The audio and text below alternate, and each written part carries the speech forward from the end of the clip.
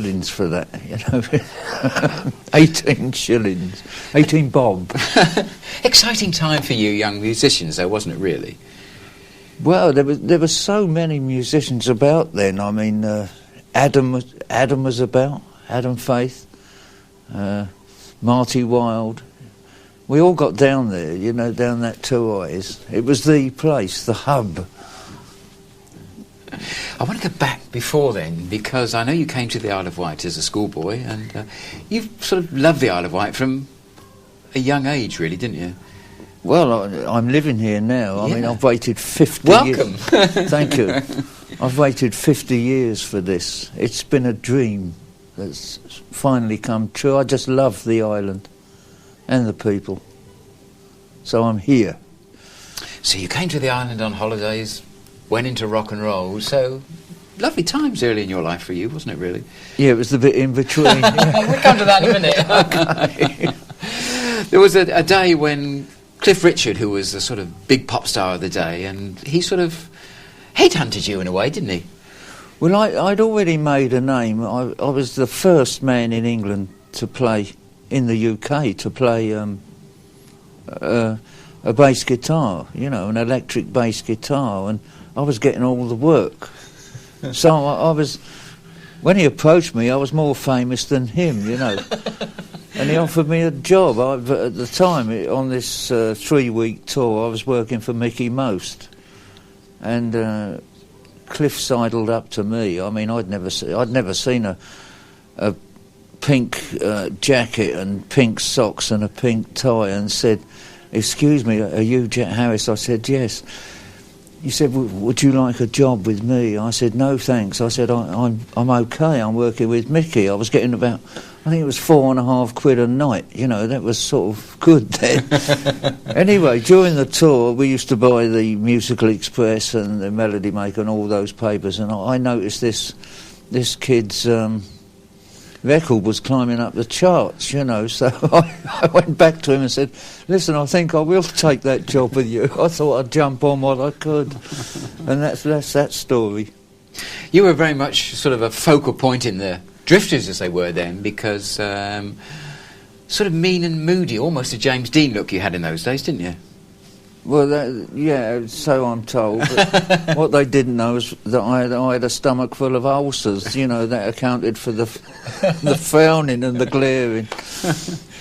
Did you suddenly take to that? You'd sort of been playing in with people like Terry Dean and the Vipers. All of a sudden, with Cliff Richard, who was a real big pop star and played him shows, world tours, and was it comfortable for you? Did you sort of soon get into the swing, or?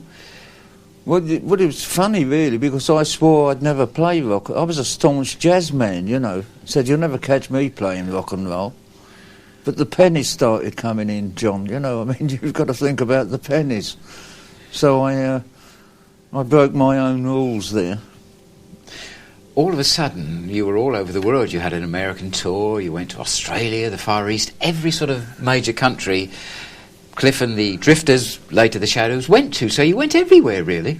Oh, well, I couldn't have done it otherwise. I don't think I'd have done it playing jazz. Were you excited when you went to a new country? And because you're a great wildlife man anyway, aren't you? Yeah, when we first went to, we landed in New York, talking about wildlife, and I expected to see exotic birds, and all it was sparrows and pigeons. I was a bit choked, you know. I thought they've got the same birds as us. You know. Oh yeah, but I've seen some wonderful, you know, Singapore. They took us, some of the natives over there took us wild boar hunting. Well, I don't shoot things, you know, but that was an experience. We had to climb up a tree to get out of the way of the boar, you know, and up this tree it was full of things called bull ants crawling over you, and I think the only thing that was shot that day was a water snake or something. This beater. We had these beaters and dogs with 3 legs, where the boar had caught them, you know, and took the leg off. Things like that. But that was quite an experience, Singapore.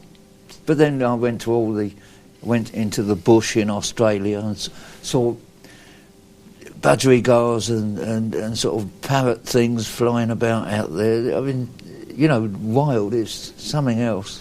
Everywhere you went, you were sort of mobbed by screaming girls, Cliff and the Shadows as they were then. So, did you enjoy that? I bet you did. Well, for the first 6 months, yeah. Then it got a bit much. Then, you know, I mean, they used to come at me with scissors and, either to cut, because we wore ties in those days. Either to cut the tie or get some of the blonde hair that I used to have. Was Cliff a good boss? Did you like working for him, really? Yeah, he looked after us. I've got to own up there. He actually got us the recording contract with EMI, you know, with Norrie Paramore. We had a couple of flops first with vocals, you know, they weren't very good. And then, of course, along came Jerry Lorden with Apache. That sort of changed everyone's life, really, because it meant that Cliff was a star. Well, he was already a star. The Shadows became a star in their own right. And everybody wanted to be a Shadow, didn't they? That's right. I'm told in front of the mirror with a tennis racket, wasn't it, or something? Yeah. Did you practice that walk very much, or did it all come naturally, really? Well, Hank and I sort of... We pinched some of it off of a group called the Treniers. It's the first group I'd ever seen move, you know, whilst playing. And at first, that crossover step, and to play some notes across the beat, you know... They used to scream when you did that, the girls, didn't they? Yeah, so did I. Did you like sort of... Suddenly then, you four guys were out in front yourself, weren't you, in a way? That's right. Well, it was good for promoters. I mean, when they put shows out, we were his backing band, and also a number one act ourselves. We closed first half, and he closed the show, you know. So many guys took up guitars because of you and Hank and Bruce, really, didn't they? Yes.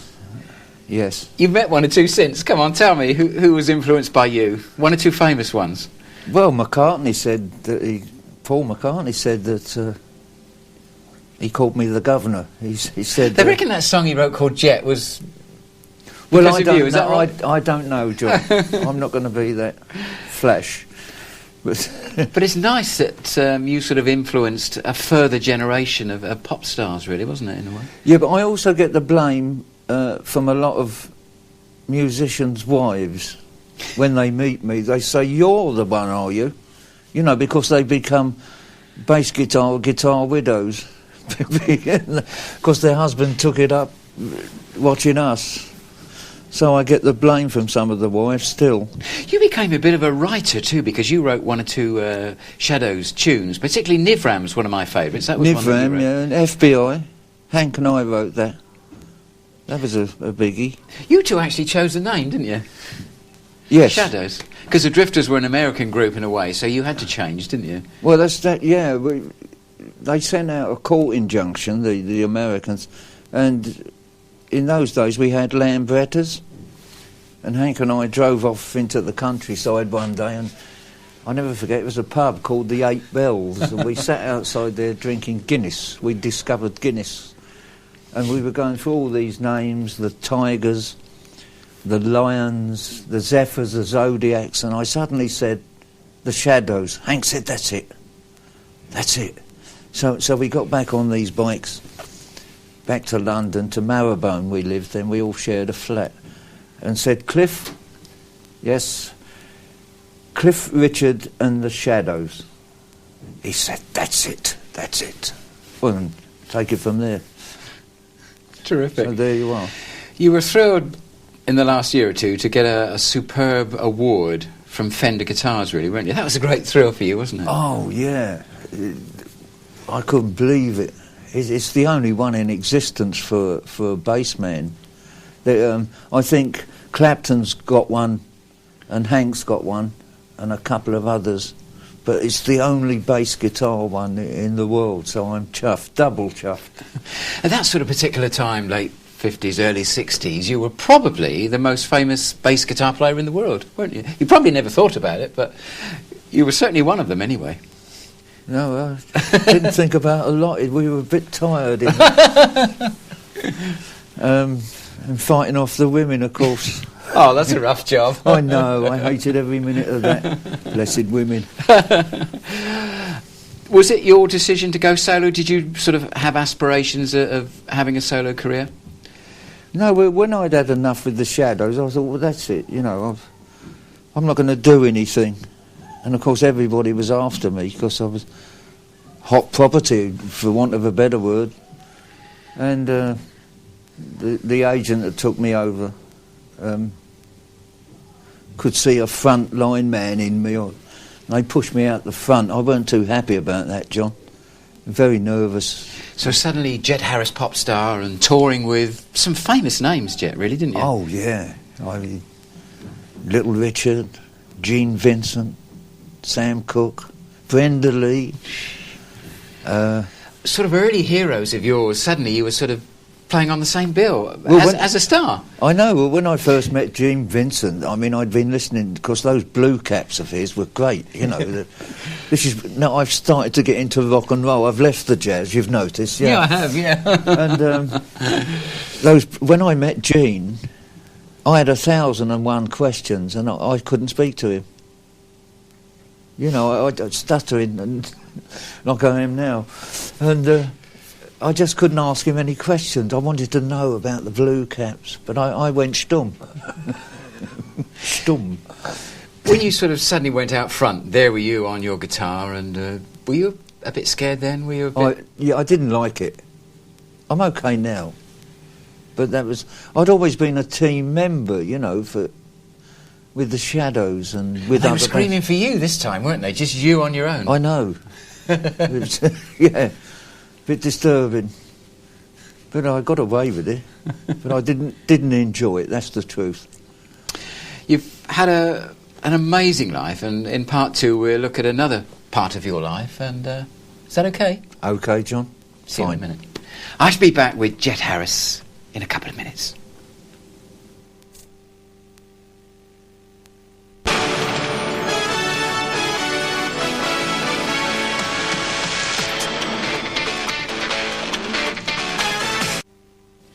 Welcome back to Hannam. I'm thrilled to say my guest today is Jet Harris, legendary guitar player, and nice to see you, as always. Sorry about the jacket. You came in a lovely blue jacket today, and I brought a jacket, but it doesn't match the shirt. Oh. So, will you forgive me? Yes, of course. We talked in the first half about Cliff and your great time with the Shadows. All of a sudden, you were out in front. You sort of then started to meet people like the Beatles, didn't you? Because pop music was changing, Jet, slightly, wasn't it? The groups were coming in. That's right. I did their first television with them. I think it was called Thank Your Lucky Stars.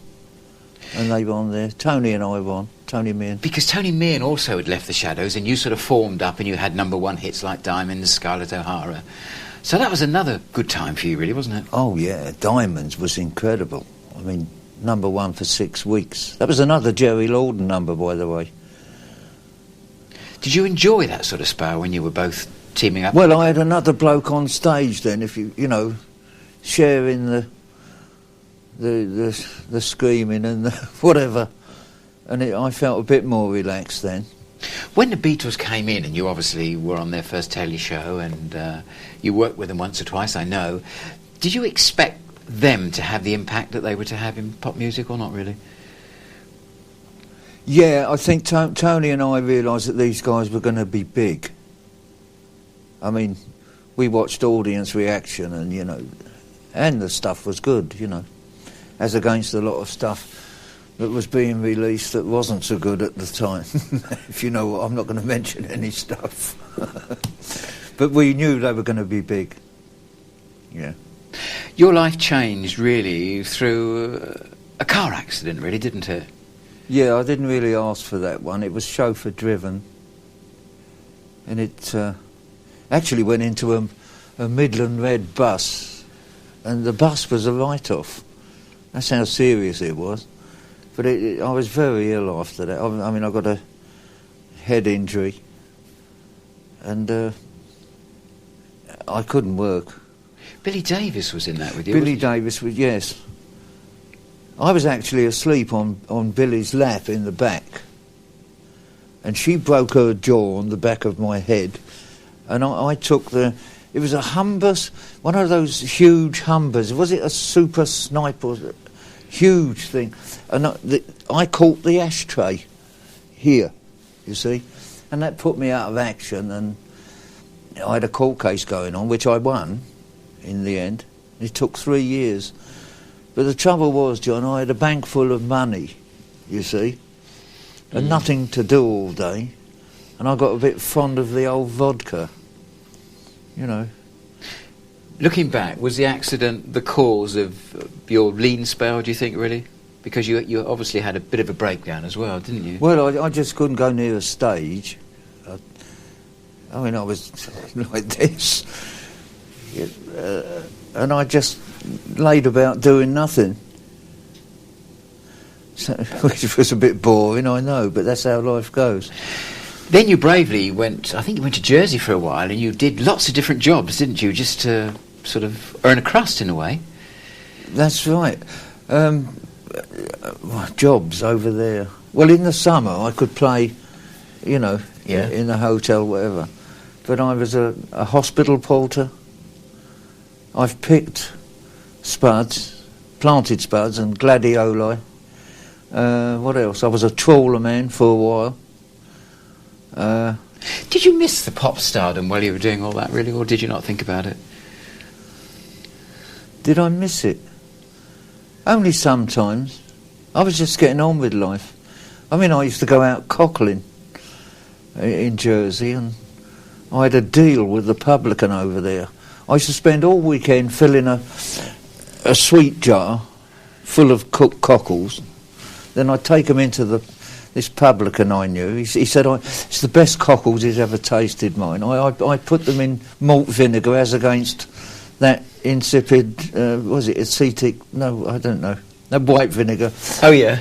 And he used to sell the cockles, a scoop for 20p to the public. And he'd give me 10. You see? 10p, every scoop. Not bad, is it? Well, it's a bit of beer money. Then you obviously got very low. You got down to 7.5 stone, and you were an alcoholic, and you had awful problems. And what I've said to you this before in life, I love a fighter, and all of a sudden you decided enough was enough, didn't you?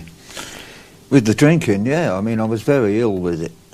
I mean, I'd been for many a tryout, you know, and lasted 12 months and gone back. But I think my body finally told me, come on, this is enough, you know. And I'll tell you what's going next, that's the fags. I mean, I'm gasping up to that. Gasping for one now. And it says no smoking everywhere. Anyway, yeah, the body told me, and I've gone 4 years now, and I'm just not interested in booze. Lovely story, Jeff. You went to Italy, didn't you, and had some... Don't tell us the long story, but you went to Italy. It's a long story. No, a message came from Verona, a psychologist with a castle, an Italian castle, has got this new method. It involves you lay on a bed and you listen to CDs of this wonderful voice. And I still don't know how it works. It's called induction courses. And I went over there. It was his gift to me for the music I'd supplied that he'd listened to over the years. So, because it was very expensive. It was 4,000 quid for the week, which I didn't pay. But... and you recovered, it's lovely. I'm here. I don't want to drink. You know... Fizzy water, you're happy? I've got fizzy water there. No, there's no gin in it, as anybody thinks there is. It's interesting because everywhere you go in the world, there's Shadows fans, aren't there, really? Everywhere you go, people know you and they know Hank, and it's incredible, really. Well, I've only found out in the last 4 years how big the Shadows still are. I mean, on the internet, for instance, there's 1,100 pages on me alone. Is there? I couldn't believe it.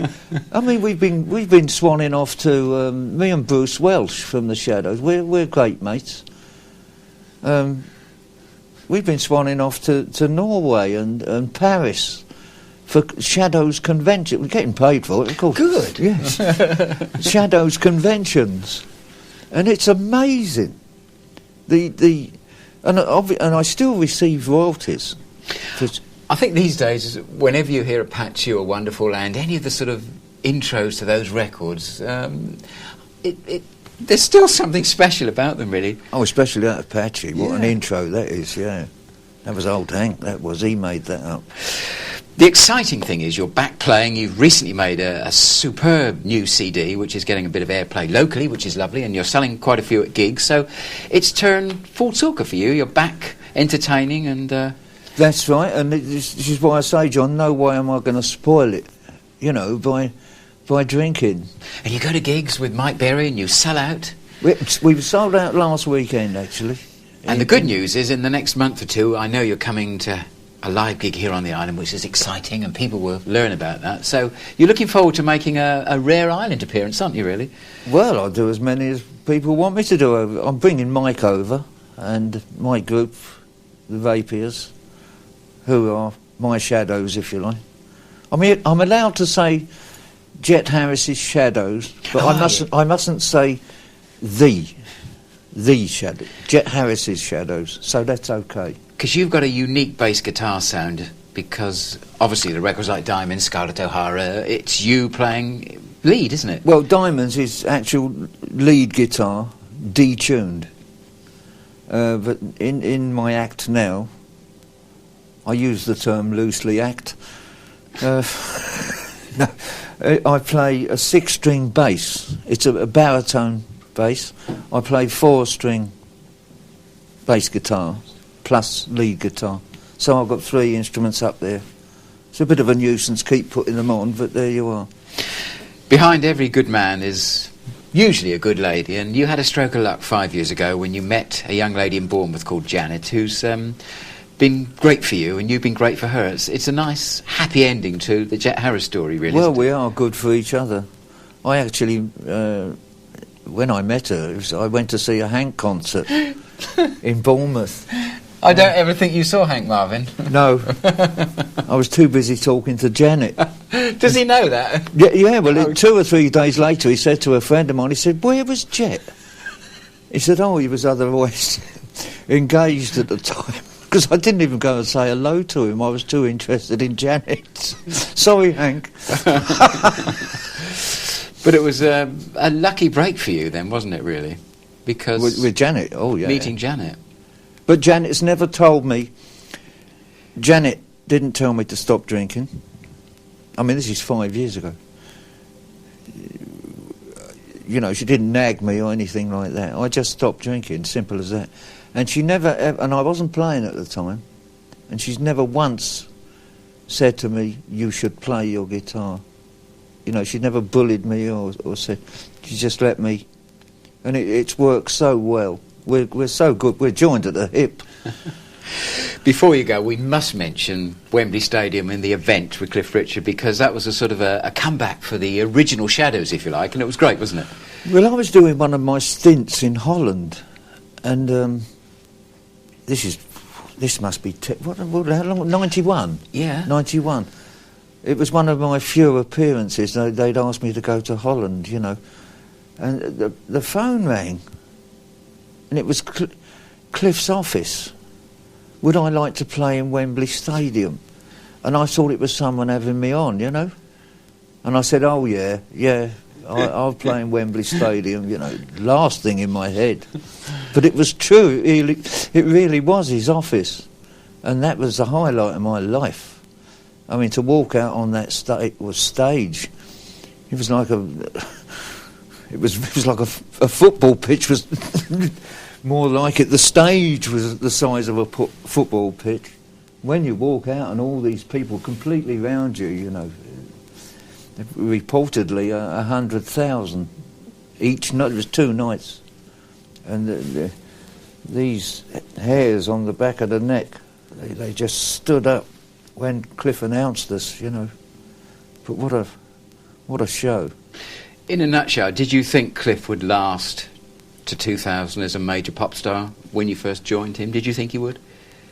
Well, when it got to about 1980, yes. But I still think he's the best one we ever had. I mean, when that Move It came out, the record, Move It. I thought, it was so American, I thought. We've run out of time. Jet, thank you so much for coming in. It's a story with a happy ending. You've been a great fighter. You've succeeded. You're great, playing good music. New CD, lots happening. Good luck in the future. It's a real thrill to meet you today. Thank you, John. And sit tight. OK, pal. You've been watching Hannam TV12's original chat show. My guest today has been a legend, Jet Harris. See you soon. Bye-bye for now.